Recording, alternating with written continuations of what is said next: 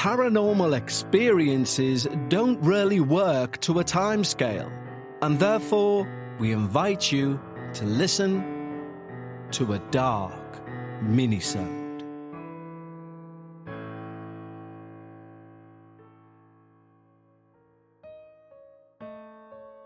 Hello everyone, and welcome back to another Dark Minisode. On our Dark Minisodes, it's listener experiences only, and the experiences that we cover were just that bit too short to use as a main episode on the Dark Paranormal.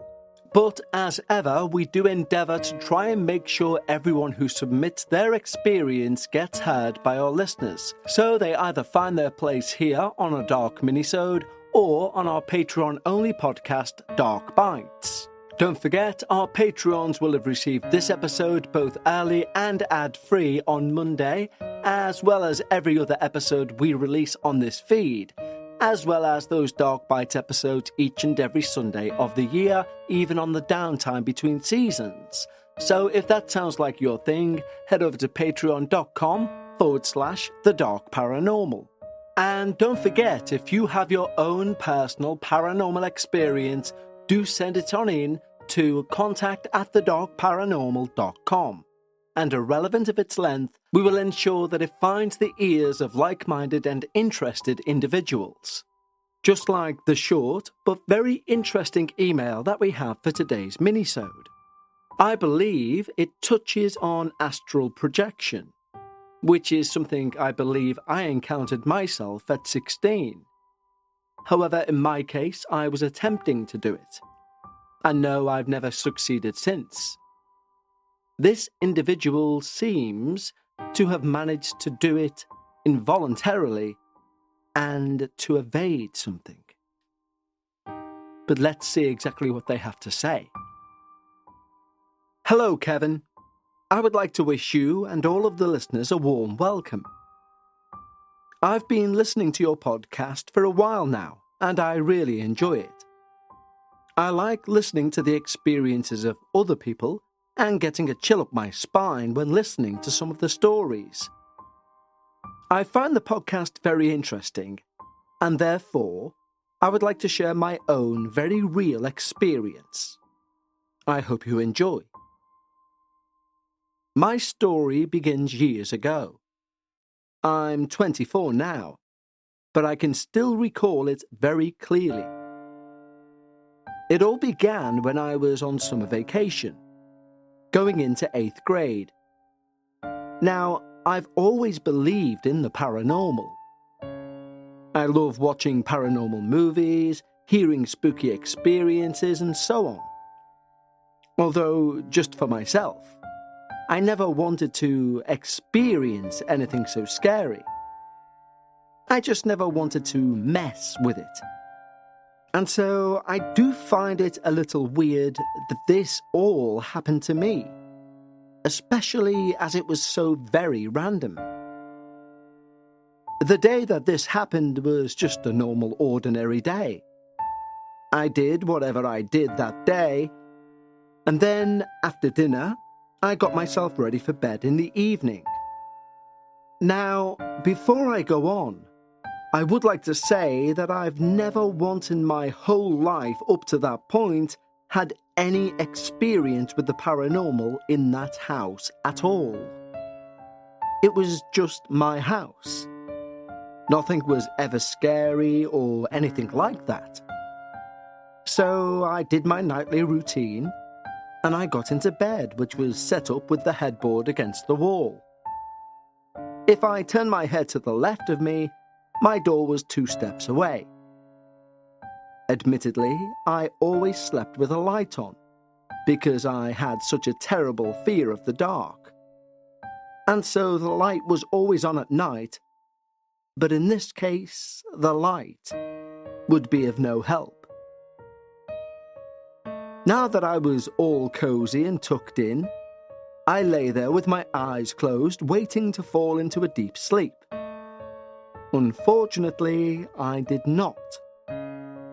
It was so weird. I woke up in an instant state of absolute terror. The atmosphere in the room was full of dread and fear. It didn't feel right at all. I somehow just knew that there was something very wrong and that I had to get away.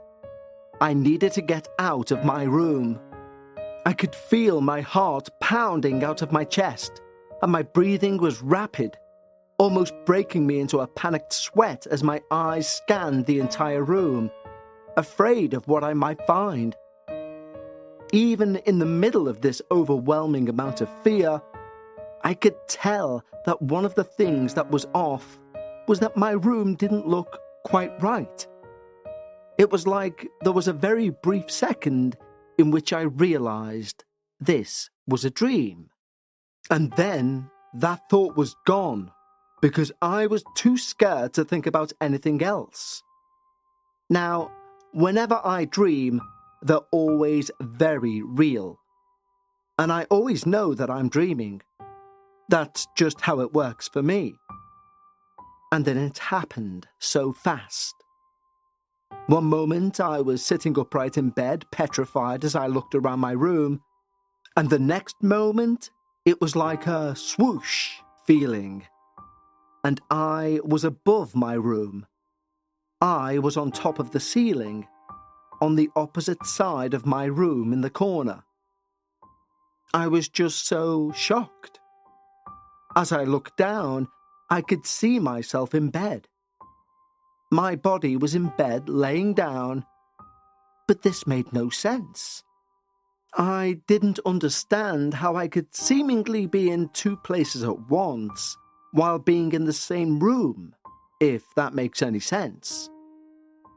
What made it worse was that my fear was growing. I had the most horrible feeling of fear that I had to get away, that he was coming. I didn't know who he was, but I was about to.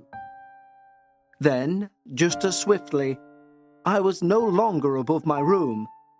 I was flung back into my body, laying down in bed, unable to move, with my head turned facing my door. My instinct was to run. That was gripping at me. It was deep inside, screaming at me that I was in danger, and this was very, very bad. But the light was no longer there, and it was fairly dark in the doorway. I think I could feel myself wanting to cry, but I couldn't. And then I saw him. He was standing there, staring at me. I don't know how I knew it was a he, but I just did. And I just knew that he was evil. That he shouldn't be here. And that under no circumstances should he be near me. He was so tall, the height of my doorway. I remember he had overalls on. I remember looking at him, but I couldn't see his face. It was like I was being prevented from seeing his face. But without seeing it, I had the most sickening feeling of knowing, for certain, he was smiling at me.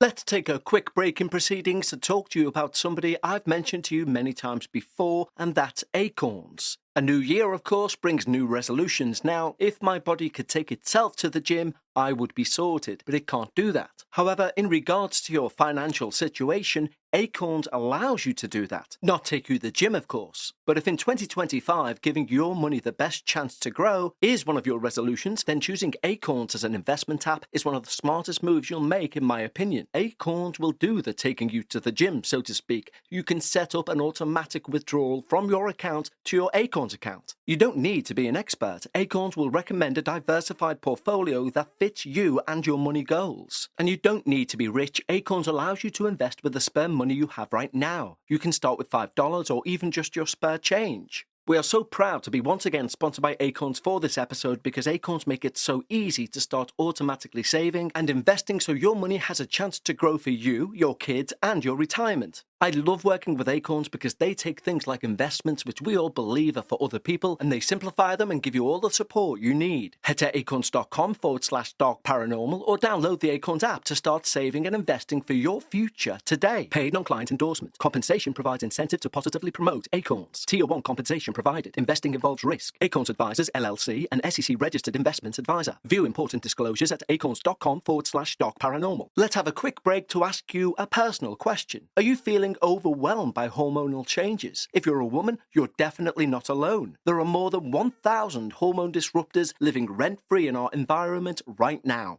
Our food, our water, the air we breathe, the clothes we wear, our skincare. You would not believe the amount of things that can mess with our hormones. Even nature likes to put us through hormonal changes, premenopause, menopause, and while it's a natural process, it doesn't mean you're meant to suffer through it. And the good news is, you don't have to suffer through it anymore because we now have Hormone Harmony, a formula made with only herbal ingredients that are shown to reduce hormonal symptoms in women of all ages. Happy Mammoth, the company that created Hormone Harmony, is dedicated to making women's lives easier. And that means using only science-backed ingredients that have been proven to work for women. They make no compromise when it comes to quality, and it shows. Hormone Harmony is not just a hormone-supporting supplement, it's become a phenomenon. Women cannot stop talking about it on social media. A bottle of Hormone Harmony sells every 24 seconds. And the biggest benefit? Feeling like myself again. That's what women mention over and over in their over 30,000 plus reviews for Hormone Harmony. For a limited time, you can get 15% off your entire first order at happymammoth.com. Just use the code Dark Paranormal at checkout. That's happymammoth.com and use the code Dark Paranormal for 15% off today.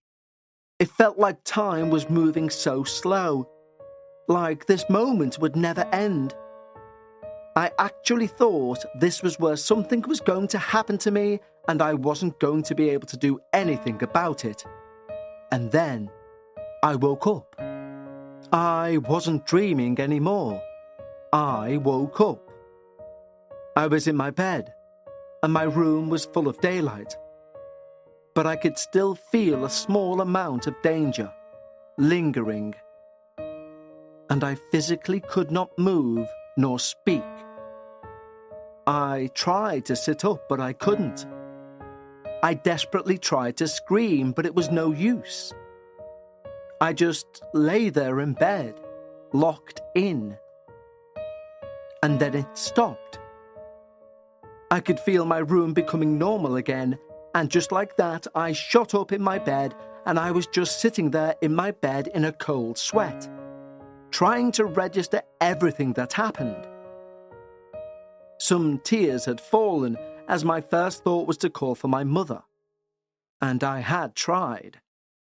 My mouth moved. My throat was straining in attempts to call for her, but no words would come out. And then, all of a sudden, I was able to jump out of my bed and run out of my room. That experience is honestly the scariest thing I've ever experienced. And I have no idea why it came out of nowhere. It's never made any sense to me. But after that, I started to have other things happen to me. There were times when I thought I saw something in the corner of my eye. Or there was a time when I was in my bedroom, and I leaned over on the top of my bed to adjust my lamp on the nightstand, when all of a sudden, I distinctly heard something hiss at me. Well, I've never owned a cat, and my small little dog was nowhere near me. For a while, I would always think that there might be something in that house, because I would just get a sense that there was something there. I also had this horrible fear of our basement. I never wanted to go down alone or at night, which was silly really because our basement was our laundry room, and next to it, what could be considered a smaller apartment. Plus, at the time, my grandfather lived down there, and he never mentioned a feeling negative at all. My mother is the kind of person that doesn't believe in ghosts. but she did understand that I was scared when I would protest going downstairs at night. She would just tell me that everything will be all right because God will protect me. And I do believe in that. But it was hard when you go through what I went through and try not to be scared. After some time, I was a freshman in high school, and this is where it all had its dramatic end. There was a day where my mother asked me to go downstairs to get something, and I reluctantly agreed. I opened the door that led downstairs, and I was about to take my first step, and I felt hands on my back, and they pushed. I went tumbling down the staircase. Thank God they weren't so long. I laid on my back on that stairway in a fair amount of pain and utter bewilderment and confusion. I considered myself lucky because, although the staircase was short, there were metal frames on the ends of the steps, and I don't think it would have ended well if I'd landed on my head. My mother had rushed over and started panicking, calling for my dad. I assured them I was okay, and for some reason chose to not tell them the whole story, just saying I tripped and fell, even though the feeling of being pushed was drilled into my memory. Not long after, I began waking up covered in bruises, and I mean covered. My legs were so full of bruises, I was afraid to go to gym class because everyone would see my legs. Even my parents started to ask questions, asking me what happened, and saying that it was really weird. And at the time, I just decided to talk to my mother about everything from the beginning.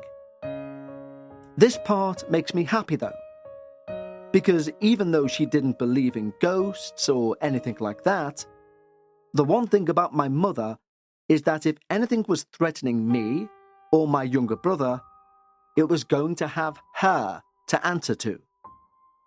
That day, my mother went through every single room of the house with her carton of holy water, blessing everything with prayer. She did so as if she was daring whatever was going on to just try and challenge her. And amazingly, after almost 2 years, it was all over. That horrible feeling was gone. The bruises cleared up, and I never got them again. I never experienced anything threatening like that ever again to this day, and I no longer have a fear of the basement. I honestly don't know why it all happened, and I don't know what it was at all. But I am grateful that my mother somehow put an end to it. After I finally opened up more and explained what I was going through. I'm sorry if this email's pretty long, but I hope that my story is something that you and the listeners find worth listening to. And for anyone going through something along the lines of what I have, I hope at some point it comes to pass. If anyone would like to hear another story that's on the brighter side, please let me know. Thank you for listening. Please take care, everyone. Sincerely, Sophia. Well, thank you so much, Sophia, for providing this week's minisode, and I must admit, part of it is featured because it struck a chord with me. The language that you use to describe your out-of-body experience is more or less verbatim what happened to me when I encountered my supposedly intentional astral projection. And I'm sure I've told you about this before, but when I say supposedly, I had read a book, age 16, about how to do astral projection. Halfway through the book, I fell asleep. My father woke me up about 4 p.m. I looked at him and he basically told me off for being asleep in the afternoon, age 16, and I told him to go away. Basically, we had a small argument and he left.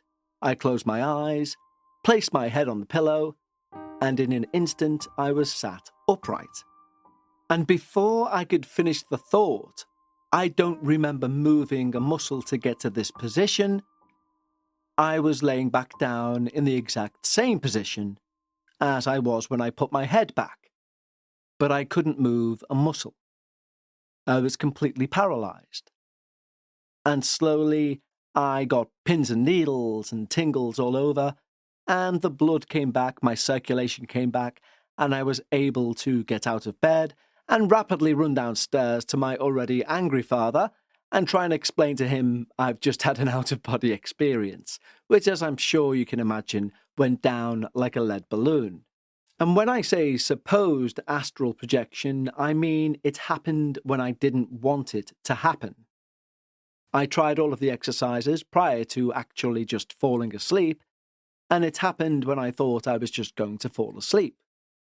Interestingly, and Sophia, I'd love to know if you can relate to this at all, the best way I've been ever able to describe the feeling or sensation is by colour, and that's green. Or to be more specific, like when you see oil reflecting off the road when it's a sunny day. Like a rainbow feeling. Old school calculators when you press the screen. That sort of dark rainbow. Thankfully, in my case, I wasn't trying to escape anything horrific. There was no sensations of fear, other than for the remaining 2 weeks when I feared falling asleep in case it happened again.